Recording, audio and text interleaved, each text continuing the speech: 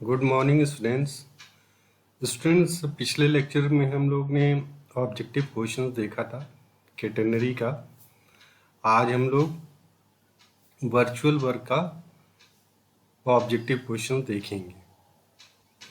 बच्चों, ये जो ऑब्जेक्टिव क्वेश्चंस हैं आपको बीएससी सेकेंड ईयर के जो स्टूडेंट्स हैं, जो डीडीयू यूनिवर्सिटी, गोरखपुर यूनिवर्सिटी और सिद्धार्थ यूनिवर्सिटी या उससे एफिलेटेड कॉलेज में पढ़ने वाले बच्चों के लिए काफ़ी सहायक होगा उनकी परीक्षा के दृष्टिकोण से।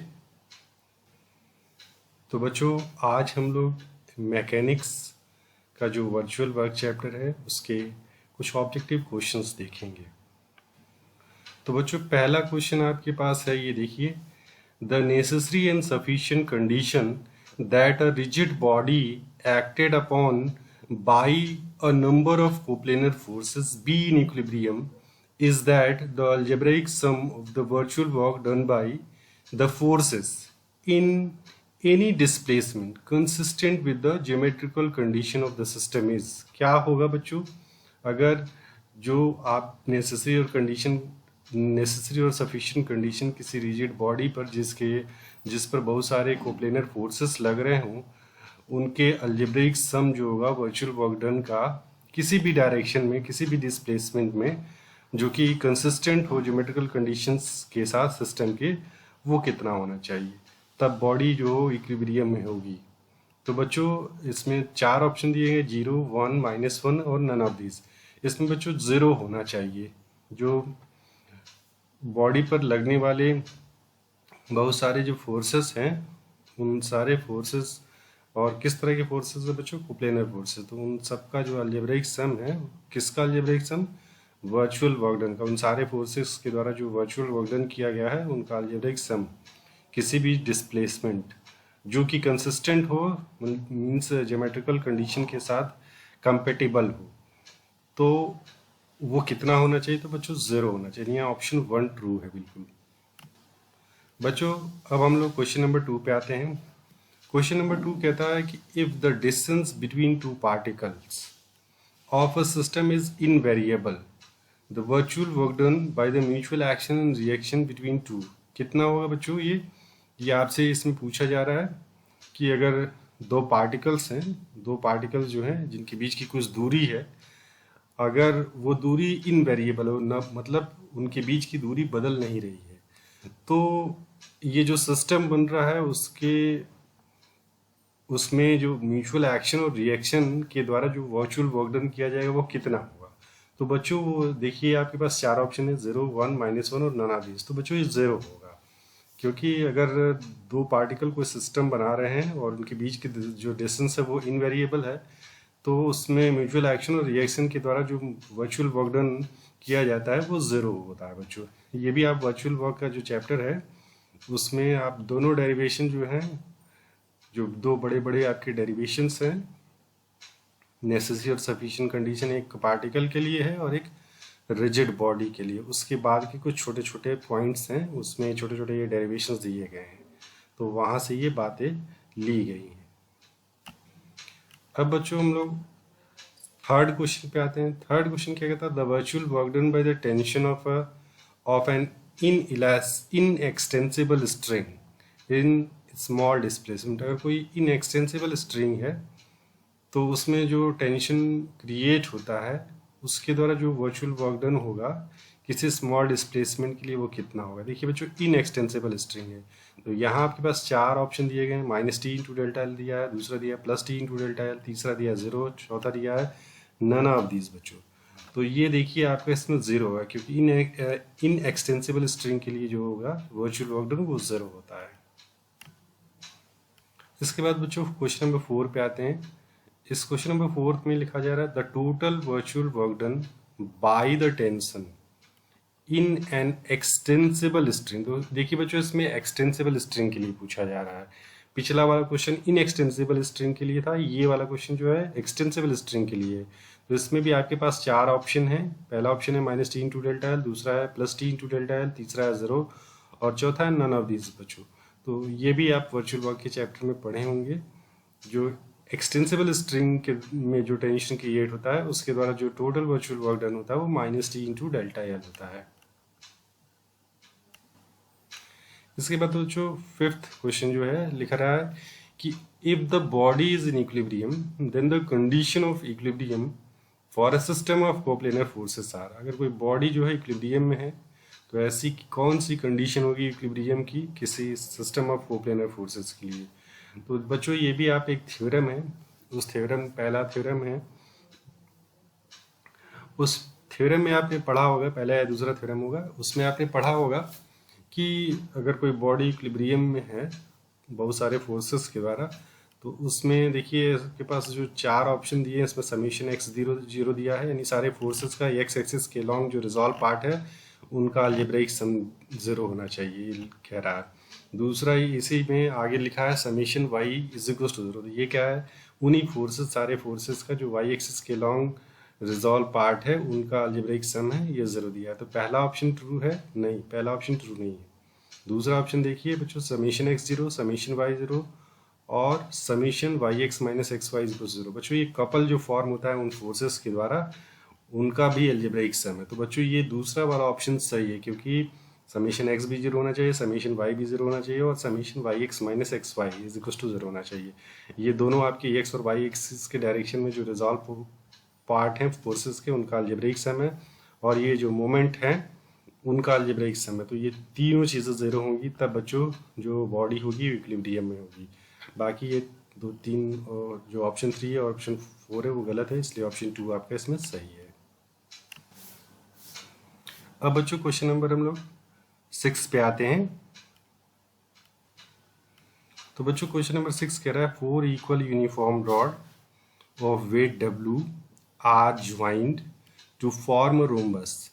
4 इक्वल रॉड है, किस तरह की रॉड है, यूनिफॉर्म रॉड है, सबका जो वेट है वो W है, उनको इस तरह से ज्वाइन किया जा रहा है कि एक रोम्बस बन रहा है। देखिए ये रोम्बस ABCD यहाँ पर मैंने आपको ये फिगर इसका दिखाया हुआ है, which is placed in a vertical plane. देखिए ये वर्टिकल प्लेन में प्लेस्ड है and resting with AC vertical. देखिए बच्चों यहाँ लिखा है AC जो है वर्टिकल है, तो देखिए आपका AC ये जो है वर्टिकल है आपका AC।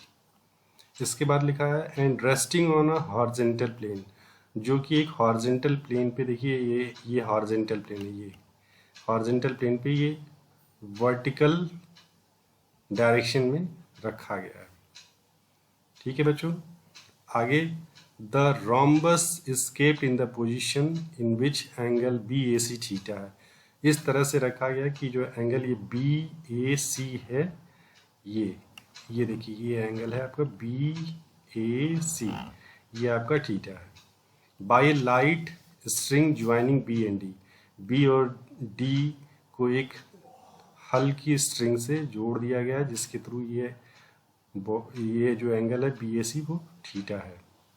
Find the tension in the string, तो आपको इस स्ट्रिंग में टेंशन निकालना है। तो बच्चों T जो है टेंशन मान लीजिए स्ट्रिंग BD में, ये टेंशन T अंदर की तरफ लगते हैं। The distance of theta from A means theta नहीं है ये O है, the distance of O from A से ये जो आपका डिस्टेंस है O का AO, अगर आप इसको निकालेंगे 2A है तो यहाँ इसको रिजॉल्व करेंगे या इस ट्रायंगल में OBA में अगर आप cos थीटा लेंगे तो आप निकालेंगे तो cos theta is equal to मिलेगा OA अपॉन 2A, AB जो है 2A है तो OA इज इक्वल टू मिलेगा 2A cos थीटा। तो देखिए यहाँ OA या AO 2A cos थीटा लिखा है तो ये 2A cos थीटा हो जाएगा OA। ऐसे अगर OB निकालेंगे उसी ट्रायंगल में sin थीटा लेंगे तो आप लिखेंगे OB upon 2A means AB जो है आपके पास 2A है तो आपको OB में निकलेगा 2A sin थीटा, ये OB 2A sin थीटा निकलेगा और ये डबल होगा तो उसका डबल कर देंगे तो पूरा BD निकल जाएगा 4A sin थीटा। अब बच्चों हम लोग इस सिस्टम को स्लाइटली डिस्प्लेस कर देंगे जिससे कि theta theta plus delta theta हो जाएगा। तो बच्चों प्रिंसिपल ऑफ वर्चुअल वर्क लगाते हैं। देखिए O पर ये W ये W ये W ये W, तो 4W इस O पर वर्क करेगा, इसकी CG है 4W यहाँ नीचे की तरफ वर्क करेगा तो अब इक्वेशन ऑफ वर्चुअल वर्क लिखेंगे तो बच्चों ये फिक्स्ड पॉइंट ए है, यहीं से डिस्टेंस मेजर की जाएगी। तो देखिए हम लोग लिखेंगे 4W इंटू डेल्टा, ये डिस्टेंस आपने निकाला है ए 2a cos थीटा, तो डेल्टा 2a cos थीटा लिखा है। फोर्स नीचे लग रहा है और डिस्प्लेसमेंट ऊपर की तरफ मेजर कर रहे हैं, इसलिए बच्चों ये नेगेटिव हो जाएगा। फिर आप देखिए ये आपके पास बी डी के लॉन्ग ये जो एक स्ट्रिंग है, तो अभी इसको बताया है minus T into delta L होता है, तो minus T into delta L, L यानी बी डी की लेंथ है, बी डी की लेंथ आपने लिखा है 4a sin थीटा, यहाँ रख दीजिए। अब बच्चों इसके बाद आप देखिए इसको डिफ्रेंशिएट करिए, 2a बाहर लेंगे तो 8w और साइन कॉस थीटा का डिफ्रेंशिएशन करेंगे तो sine theta into delta theta, और फिर इसी तरह से 4a बाहर लेंगे तो 4a साइन थीटा को डिफ्रेंशिएट करेंगे कॉस थीटा डेल्टा थीटा, तो डेल्टा थीटा कॉमन हो जाएगा। डेल्टा थीटा ज़ीरो नहीं है क्योंकि आपने डिस्प्लेस किया है, तो ये जो ब्रैकेट वाला टर्म है इसको ज़ीरो करेंगे तो t is to 2w tan theta मिल जाएगा। तो इस क्वेश्चन को आप देखेंगे तो ये ऑप्शन 2 आपको सही दिखेगा, ऑप्शन 2 राइट है। नेक्स्ट क्वेश्चन आते हैं बच्चों, लिखा है 5 वेटलेस रॉड है ऑफ इक्वल लेंथ, जो कि समान लेंथ की हैं, are joint together so as to form a rhombus. ठीक है, देखिए ये रोम्बस बना रहा है ABCD with one diagonal BD, जिसका एक डायगनल BD है। इफ अ वेट W, अगर इसका वेट W है, बी अटैच टू C, एक वेट जो है देखिए यहाँ C पर अटैच किया गया है, and the system be suspended from A, और पूरे सिस्टम को देखिए A से सस्पेंड किया जा रहा है, यानी A यहाँ फिक्स पॉइंट होगा, यहीं से आप डिस्टेंस मेजर करेंगे। Show there is a thrust in BD equals to, अब आपको निकालना है BD में जो थ्रस्ट होगा वो इसमें से कौन सा होगा। तो बच्चों इसको भी देखिए हमने सॉल्व किया है, W आपने डिस्टेंस यहाँ से मेजर करेंगे तो इक्वेशन ऑफ वर्चुअल वर्क लिखेंगे तो देखिए W इंटू डेल्टा AC ये पूरा, और ये देखिए टेंशन बाहर की तरफ लग रहा है, इसलिए यहाँ minus T into delta L नहीं होगा, यहाँ टी इंटू डेल्टा एल होगा, क्योंकि थ्रस्ट होता है, रॉड में थ्रस्ट होता है आपका, तो plus T into delta L होगा, एल की जगह बी डी, तो यानी plus T into delta B D is equal to 0।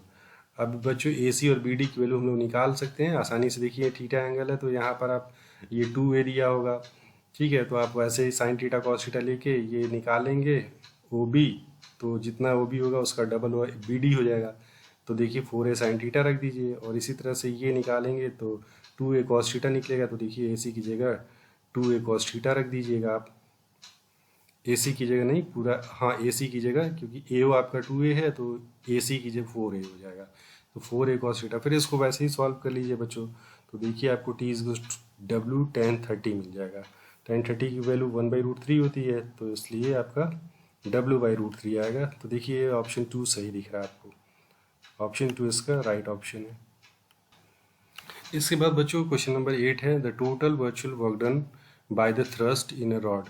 देखिए ये भी आपको बताए हैं कि अगर रॉड में थ्रस्ट डेवलप होता है तो वो बाहर की तरफ होता है, इसलिए minus T into delta L, ये तो स्ट्रिंग के लिए होता है, एक्सटेंसिबल स्ट्रिंग के लिए, ये रॉड के लिए होगा, दूसरा ऑप्शन सही है plus T into delta L, इसलिए ऑप्शन 2 यहाँ ट्रू है, बाकी के ऑप्शन नहीं सही है बच्चों। तो थैंक यू बच्चों, ये आपके पास वर्चुअल वर्क के मैंने कुछ क्वेश्चन बताए हैं, इसमें 2 मैंने क्वेश्चन ऐसे बताए हैं जो बच्चों को लगेगा कि ये पूछा नहीं जा सकता बच्चों। जो मैंने आपको देखिए ये फिगर दिखाया है, ये एक क्वेश्चन ये आपको दिखाया मैंने, और एक क्वेश्चन मैंने ये दिखाया आपको, ये 2 क्वेश्चन ऐसे दिखाया है जो आपको लगेगा कि नहीं पूछा जाएगा, लेकिन नहीं, इस तरह के भी क्वेश्चन पूछे जा सकते हैं जो बहुत ही बड़े नहीं हैं, छोटे हैं, जिनको आप कुछ समय लेकर लगा सकते हैं। तो बच्चों इसके थ्रू आप और भी अपनी तैयारी करें, और आपके एग्जामिनेशन के लिए बेस्ट ऑफ लक। आगे भी मैं आपको कुछ क्वेश्चंस और भी चैप्टर्स के कराऊंगा। Thank you for today.